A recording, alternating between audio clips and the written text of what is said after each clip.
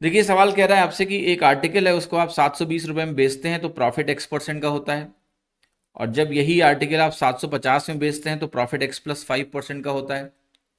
What is the value of X? अब देखिएगा, मैंने 720 में एक चीज को बेचा, फिर मैं उसी चीज को 750 में बेच रहा हूं, तो कह रहा है कि यहां पर जो प्रॉफिट है वो तो X% का है, लेकिन यहां जो प्रॉफिट हो रहा है वो X प्लस 5% का हो रहा है।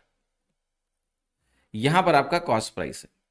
अब देखो, दोनों प्राइसेस में जो डिफरेंस है, क्या वो 5% का है? यस, 5% ऑफ सीपी, क्योंकि प्रॉफिट परसेंटेज हमेशा सीपी के बेस पर होता है। तो डिफरेंस 5% ऑफ सीपी जो है वो इस डिफरेंस के बराबर होना चाहिए, जो कि 30 यूनिट के बराबर है। यस, तो यहां से अगर मैं सीपी की वैल्यू निकालूंगा तो कितना आ रहा है? 600 आ रहा है, क्योंकि 1% 6 के बराबर होगा, सीपी 600 हो गया। अब सीपी अगर हमारा 600 हो गया और तुम शुरू में इसको 720 में बेच रहे थे, तो यहां से मुझे मान लिया निकालना है कि प्रॉफिट परसेंटेज क्या है। तो आप कहोगे प्रॉफिट अमाउंट तो 120 का है, और 120 बटे 600 जो होता है वो 1/5 के बराबर होता है, और 1/5 की जो परसेंटेज वैल्यू होती है बालक, वो 20% के बराबर होती है। इसलिए हमारा उत्तर यहाँ पर क्या हो गया? 20%। ये आंसर हो गया। ठीक है।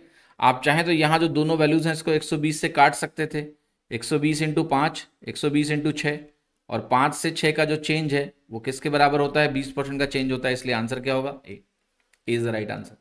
सिंपल सवाल है, कोई कॉम्प्लेक्सिटी इस प्रश्न में नहीं है। अगर आप इसको समझते हैं तो आप बहुत ही आसानी से ये सवाल आप हल कर लेंगे बिना किसी प्रॉब्लम के। ठीक है।